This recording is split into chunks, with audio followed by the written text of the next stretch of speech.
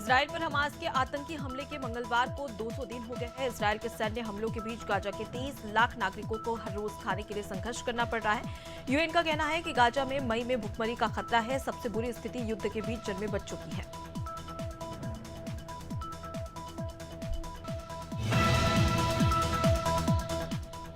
PM Narendra Modi 25 अप्रैल को Gwalior transit visit पर आएंगे। इसको लेकर यातायात पुलिस ने डायवर्जन प्लान तैयार कर लिया है। कल शहर में भारी वाहन पूरी तरह से प्रतिबंधित रहेंगे।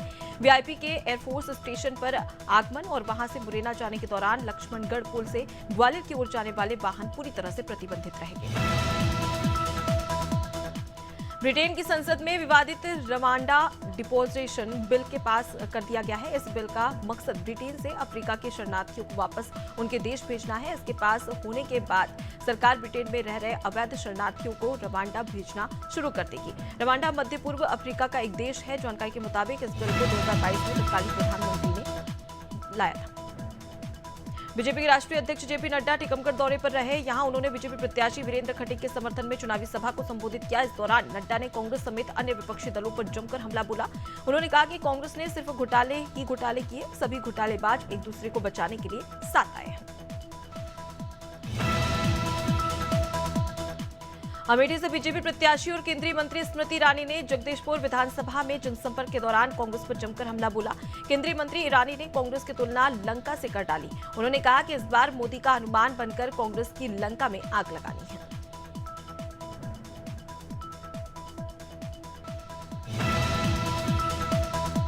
उत्तर प्रदेश के मुख्यमंत्री योगी आदित्यनाथ ने कांग्रेस पर बड़ा हमला बोला। उन्होंने कहा कि कांग्रेस लंबे समय तक सत्ता में रही है, लेकिन कांग्रेस ने जनता के लिए कुछ नहीं किया। कांग्रेस ने सरकारी योजनाओं पर डाका डाला और गरीबों का राशन लूट लिया। सीएम ने आगे कहा कि जनता इंडी गठबंधन के बहकावे में न आए, क्योंकि विपक्ष की नजर महिलाओं के जेवर और जनता की संपत्ति पर है। गाजीपुर के रजईपुर में सपा प्रत्याशी अफजल अंसारी ने कार्यकर्ताओं को संबोधित किया। इस दौरान उन्होंने मुख्तार अंसारी की मौत में चल रहे विसरा राज पर सवाल खड़े किए और बीजेपी प्रत्याशी पारसनाथ राय पर जमकर निशाना साधा। अफजल अंसारी ने कहा कि कार्यकर्ताओं की हिम्मत और हौसले के बल पर वो चुनाव के मैदान में है। इस बार लोकतंत्र और संविधान को बचाने की चुनौती। कांग्रेस के अमेठी पुलिस पर रॉबर्ट वाड्रा के पोस्टर हटाने का आरोप लगा है। आपको बता दें कि अमेठी के कांग्रेसी नेताओं का कहना है कि उन्होंने रॉबर्ट वाड्रा के चुनाव लड़ने संबंधी पोस्टर बैनर कांग्रेस कार्यालय और रेलवे स्टेशन गौरीगंज में लगाए थे, लेकिन भनक लगते ही पुलिस ने पोस्टर बैनर हटा दिए। अमेठी लोकसभा सीट पर अभी तक कांग्रेस और सपा ने अपने प्रत्याशी का ऐलान नहीं किया है। मध्य प्रदेश बोर्ड 10वीं और 12वीं का रिजल्ट आज जारी होने वाला है। हाई स्कूल और इंटरमीडिएट की बोर्ड परीक्षा में उपस्थित हुए करीब 16 लाख से ज्यादा छात्र छात्राओं के भविष्य का फैसला आज होगा, जहां मध्य प्रदेश माध्यमिक शिक्षा बोर्ड ने मंगलवार को 5वीं और 8वीं बोर्ड परीक्षा के नतीजे घोषित किए थे।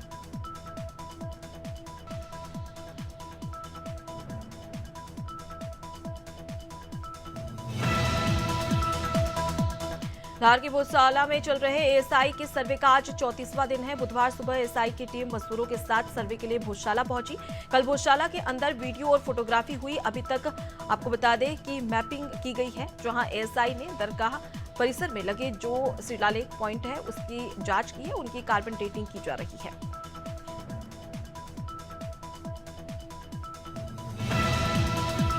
भिलाई के नेवई भाटा में पुरानी रंजिश के चलते कुछ युवकों ने जमकर हंगामा किया। इस दौरान बीच बचाव करने आए मनीष ठाकुर पर बदमाशों ने तलवार से हमला कर दिया और मौके से फरार हो गए। हमले में मनीष गंभीर रूप से घायल हो गया, जिसे निजी अस्पताल में प्राथमिक इलाज के लिए रायपुर एम्स में रेफर कर दिया गया है। आपको बता दें कि मामले में नेवई पुलिस ने आरोपी हर्ष साहू समेत 5 आरोपियों को गिरफ्तार भी कर लिया है।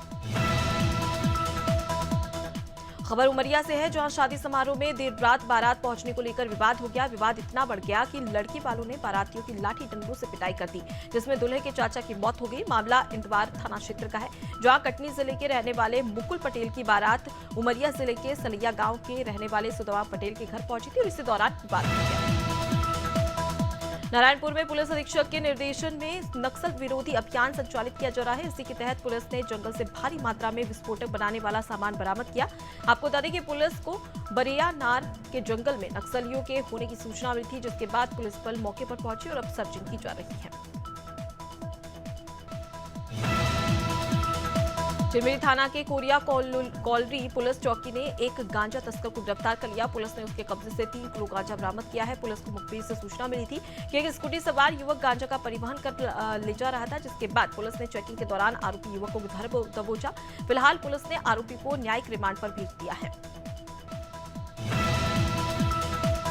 रामपुर थाना पुलिस को बड़ी सफलता मिली है। बिलासपुर सीओ और एसओ ने मिलकर एक घर सेक्स रैकेट का भंडाफोड़ किया और मौके से 3 युवती और 6 युवकों को गिरफ्तार किया। दरअसल कई दिनों से पुलिस को खुलेआम सेक्स रैकेट चलाए जाने की सूचना मिली थी। ऐसे में मुखबिर की सूचना पर पुलिस ने घेराबंदी करके ये बड़ी कार्रवाई की है। आगरा में पुलिस ने फर्जी तरीके से जमानत देने वाले लोगों को गिरफ्तार किया। थाना सदर और एसओजी टीम ने मिलकर कार्रवाई करते हुए 7 आरोपियों को गिरफ्तार किया है, जो फर्जी दस्तावेज के माध्यम से लोगों को जमानत दिलवाते थे। पुलिस ने आरोपियों के पास 129 आधार कार्ड, 24 मोहर, 35 वर्क रजिस्ट्रेशन के दस्तावेज और 26,000 कैश बरामद किए हैं। अम्बेडकर नगर में शादी समारोह का खाना खाने के बाद 100 लोगों की तबीयत खराब हो गई, जिन्हें जिला अस्पताल में भर्ती कराया गया। पूरा मामला अम्बेडकर नगर जलालपुर थाना क्षेत्र का है, जहां फूड पॉइजनिंग के कारण सभी लोगों की तबीयत बिगड़ गई। फिलहाल खाद्य सुरक्षा विभाग पूरे मामले की जांच कर रहा है। अस्पताल के सीएमएस ने बताया कि अभी सभी की हालत अंडर कंट्रोल है। धीरे धीरे सबको डिस्चार्ज किया जाएगा। सोनभद्र में तेज रफ्तार का कहर देखने को मिला। हादसा दुद्धी कोतवाली क्षेत्र के NH 39 मेनबार्ग का है, जहां पर सुबह एक ट्रक अनियंत्रित होकर एक पुल की रेलिंग तोड़ते हुए 20 फीट नीचे गड्ढे में कूद गए। आपको बता दें कि हादसे में चालक और खलासी को गंभीर चोटें आई है। ग्रामीणों ने दोनों घायलों को सामुदायिक स्वास्थ्य केंद्र में भर्ती कराया, जहां पर उनका इलाज जारी है।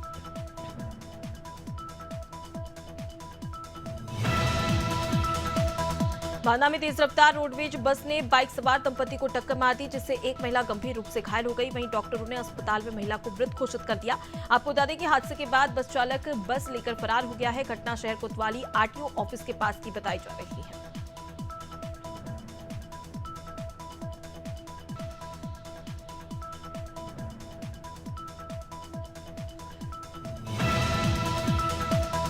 सिंगरौली जिले में NCL के निगाही परियोजना के माइंस में एक बड़ा हादसा हो गया, जहां 2 गाड़ियों की आमने सामने टक्कर हो गई। इस हादसे में बोलेरो से सवार NCL के अधिकारी उनकी मौके पर ही दर्दनाक मौत हो गई। तो वहीं 2 लोगों की गंभीर हालत को देखते हुए उन्हें बनारस रेफर कर दिया गया, जबकि 3 लोग की हालत खतरे से बाहर है। हल्द्वानी के अंबिका बिहार कॉलोनी में एक कपड़े के गोदाम में आग लग गई। आग इतनी भीषण थी कि आग ने 3 मंजिला भवन को अपनी चपेट में ले लिया। सूचना मिलते ही पुलिस और फायर ब्रिगेड की टीम मौके पर पहुंची और कड़ी मशक्कत के बाद आग पर काबू पा लिया गया। वहीं आग की लपटें आने से लाखों रुपए का नुकसान हो गया है। बताया जा रहा है कि शॉर्ट सर्किट के कारण ये बड़ा हादसा हुआ। ग्वालियर के अपोलो अस्पताल में एक विवाहिता की मौत से हंगामा हो गया। गुस्साए परिजनों ने युवती के शव को ले जाने से इनकार करते हुए सड़क पर चक्का जाम कर दिया। हंगामे की सूचना पर पहुंचे पुलिस अधिकारियों ने किसी तरह परिजनों को समझाने की कोशिश की और पोस्टमार्टम के लिए बनाया। वहीं कार्रवाई का आश्वासन दिया गया है। परिजनों का आरोप है कि युवती को सुबह अस्पताल में भर्ती कराया गया था, जिसके बाद युवती को मृत घोषित कर दिया गया। जशपुर के पत्थलगांव सिविल अस्पताल में डॉक्टर की लापरवाही से एक मरीज की मौत हो गई। परिजन ने अस्पताल के बाहर शव रखकर हंगामा किया।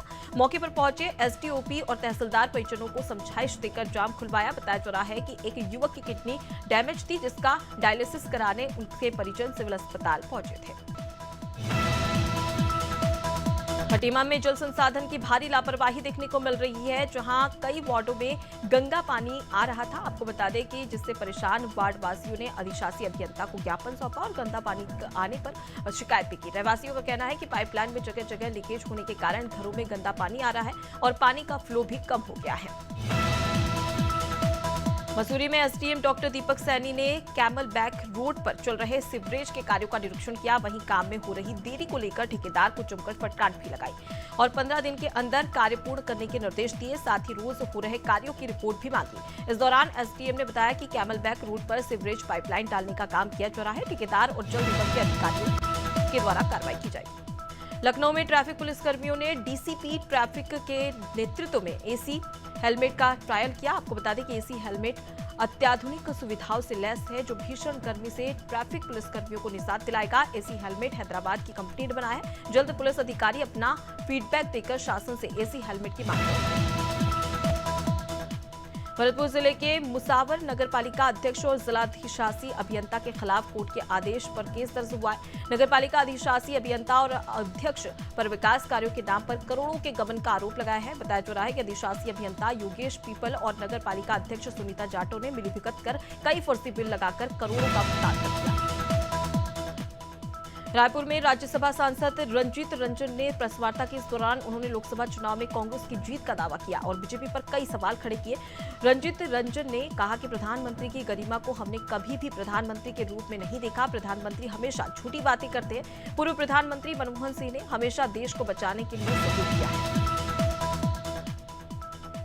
रायपुर में कलेक्टर और जिला निर्वाचन अधिकारी डॉक्टर गौरव सिंह ने प्रेस कॉन्फ्रेंस की। इस दौरान जिला निर्वाचन अधिकारी ने छत्तीसगढ़ के आगामी 2 चरणों के मतदान की तैयारियों को लेकर जानकारी दी। उन्होंने कहा कि सभी प्रकार की सुविधा मतदान केंद्रों में पूरी कर ली गई है और दिव्यांगों के लिए विशेष व्यवस्था की गई है।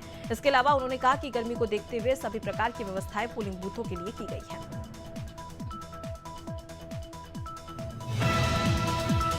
शुजालपुर में अवैध तरीके से बोरवेल लगाने वालों पर तहसीलदार ने बड़ी कार्रवाई की। दरअसल पूरे जिले में ट्यूबवेल और बोरवेल लगाने पर पूरी तरह से प्रतिबंध है। बावजूद इसके प्रेम नगर कॉलोनी में कॉलोनी नाइजर अपने निवास पर अवैध रूप से बोरिंग करा रहा था, जिस पर कार्रवाई करते हुए तहसीलदार ने बोरवेल मशीन जब्त कर ली है।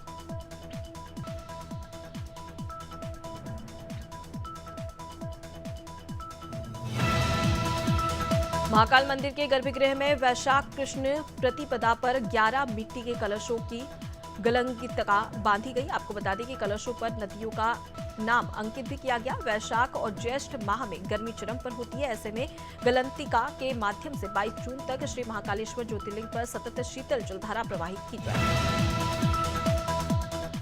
एप्पल ने अपने नए इवेंट का ऐलान कर दिया है। पिछले कुछ दिनों से एप्पल के इवेंट को लेकर लोग कयास लगा रहे थे। अब कंपनी 7 मई को लेट लूज इवेंट को लेकर आ रही है। इस इवेंट में हमें कई नए प्रोजेक्ट्स देखने को मिलेंगे। साथ ही उम्मीद ये भी है कि ब्रांड इस इवेंट में आईपैड प्रो और आईपैड एयर के नए मॉडल्स को लॉन्च कर सकता है। शेयर बाजार में लगातार चौथे कारोबारी दिन तेजी देखने को मिल रही है। सेंसेक्स 300 अंक से ज्यादा की तेजी के साथ 74,500 के स्तर पर कारोबार कर रहा है। वहीं निफ्टी में भी करीब 200 अंक में तेजी आई है। ये 22,450 के स्तर पर कारोबार कर रहा है। शुरुआती कारोबार के दौरान सेंसेक्स के 30 शेयरों में से 25 में तेजी और 5 में गिरावट देखने को मिल रही है। आईपीएल 2024 में मंगलवार रात लखनऊ सुपर जायंट्स ने चेन्नई सुपर किंग्स को 7 विकेट से हराया। चेन्नई के एमए चिदंबरम स्टेडियम में लखनऊ ने टॉस जीतकर गेंदबाजी चुनी। चेन्नई ने 20 ओवर में 4 विकेट पर 210 रन और 211 रन बनाए। टारगेट लखनऊ ने 19.3 ओवर में 4 विकेट पर हासिल कर लिए। टीम ने चेपॉक मैदान पर आईपीएल का सबसे बड़ा रन चेज किया। टेनिस खिलाड़ी नोवाक जोकोविच को Laureus world sportsman of the year 2024 का अवार्ड दिया गया है। आपको बता दें कि जोकोविच का ये 5वां लॉरियस अवार्ड है। 25वीं Laureus world sports award ceremony 22 अप्रैल को स्पेन के मैड्रिड में हुई थी। यह अवार्ड पिछले साल के अचीवमेंट के लिए दिया जाता है।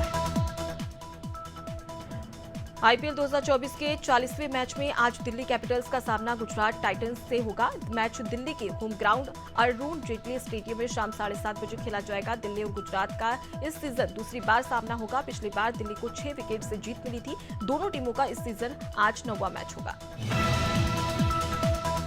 पद्मश्री से सम्मानित कबीर गायक कालूराम बामनिया इंदौर जिले के दौरे पर रहे। कालूराम बामनिया का ये पहला इंदौर दौरा रहा। इस दौरान उन्होंने प्रेस क्लब में चाय पर चर्चा कार्यक्रम में मीडिया के साथियों से चर्चा की और संवाद किया। साथ ही अपने संघर्ष के बारे में बताया और कबीर भजन गायकी को लेकर अनुभव भी साझा किए।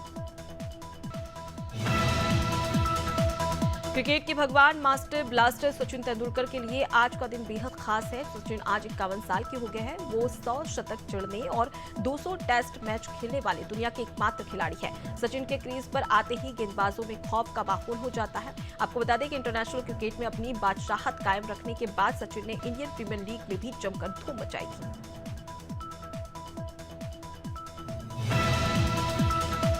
सलमान खान की बहन अर्पिता खान को लेकर पति आयुष शर्मा ने बात की है। कहा, अर्पिता को अक्सर अपने लुक्स और वजन के चलते ट्रोलिंग का सामना करना पड़ता है। लोग भले ही अर्पिता को ट्रोल करें, लेकिन उन्हें इससे कोई भी फर्क नहीं पड़ता।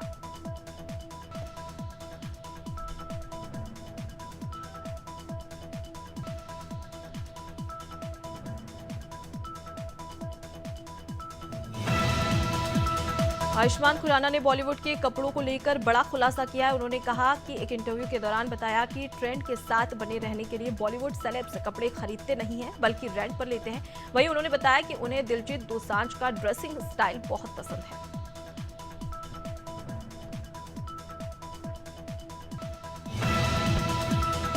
हेमा मालिनी ने राजनीति को लेकर बात की। एक इंटरव्यू में हेमा ने कहा कि धर्मजीत को ये बिल्कुल पसंद नहीं था कि वो राजनीति में आए। उन्होंने मुझसे कहा था कि मैं चुनाव ना लड़ूं क्योंकि ये बहुत कठिन टास्क है। जब उन्होंने ऐसा कहा तो मैंने इस बात को एक चैलेंज के तौर पर लिया।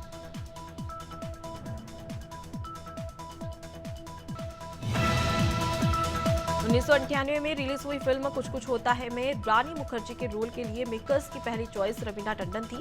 हाल ही में दिए गए एक इंटरव्यू के दौरान रवीना ने बताया कि इस फिल्म में उन्हें रानी मुखर्जी का रोल ऑफर किया गया था। करण जौहर को ये काफी नाराज करण जौहर लग रहे थे क्योंकि उनका ये कहना था कि ये रोल में वो फिट बैठती है। वहीं उन्होंने ये भी कहा कि छोटे रोल को नहीं करना।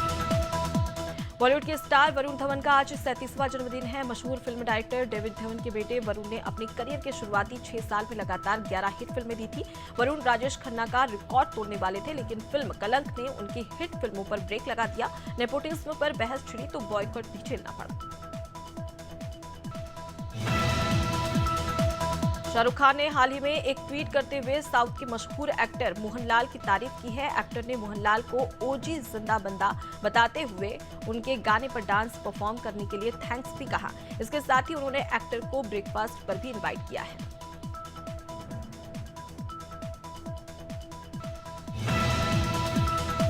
गोविंदा की भांजी आरती सिंह जल्द ही शादी के बंधन में बंधने वाली है। आरती इन दिनों अपनी प्री वेडिंग सेरेमनी एंजॉय कर रही है। बीती रात आरती की संगीत सेरेमनी होस्ट की गई थी। इस फंक्शन में अंकिता लोखंडे से लेकर रश्मि देसाई तक सभी सेलेब्स शामिल हुए थे। आरती सिंह मुंबई के बिजनेसमैन दीपक चौहान से 25 अप्रैल को शादी करने जा रही है। मध्य प्रदेश में 26 अप्रैल तक बारिश, आंधी और ओले का अलर्ट है। 25 और 26 अप्रैल को करीब 35 जिलों में मौसम बदला रहेगा। भोपाल समेत पूरा मालवा निमाड़ भी भीगेगा। इससे पहले मंगलवार को छिंदवाड़ा समेत कई जिलों में बारिश हुई। छिंदवाड़ा में ओले भी गिरे। इससे दिन के टेम्परेचर में गिरावट भी देखने को मिल रही है। छत्तीसगढ़ में मौसम विभाग के मुताबिक आज रायपुर संभाग के सभी जिलों में बारिश होगी। राजनांदगांव, कोंडागांव में गरज चमक के साथ बिजली गिरने की संभावना है। मंगलवार को रायपुर समेत कई जिलों में बारिश हुई। अगले 24 घंटे में प्रदेश में तापमान में 4 से 6 डिग्री बढ़ोतरी के आसार हैं। मंगलवार सुबह रायपुर में धूप छांव का मौसम रहा।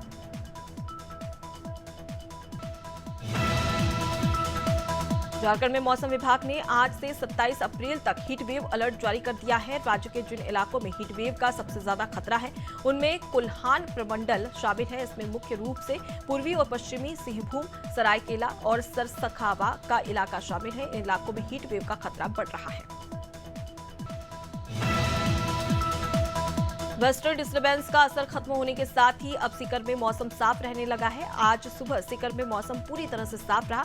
25 अप्रैल के बाद एक बार फिर सीकर सहित प्रदेश के कई इलाकों में मौसम बदल सकता है। जयपुर मौसम केंद्र के अनुसार 26 अप्रैल से एक नया वेस्टर्न डिस्टर्बेंस एक्टिव होने वाला है।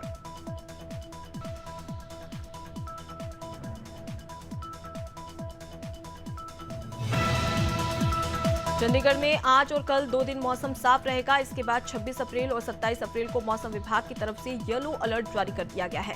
इस दौरान मौसम में बदलाव देखा जाएगा। इसमें तेज गरज और चमक के साथ करीब 40 किलोमीटर प्रति घंटे की रफ्तार से हवाएं चलने की संभावना है। इस दौरान बादल भी छाए रहेंगे। बीच में हल्की हल्की बारिश होने की भी संभावना जताई गई है।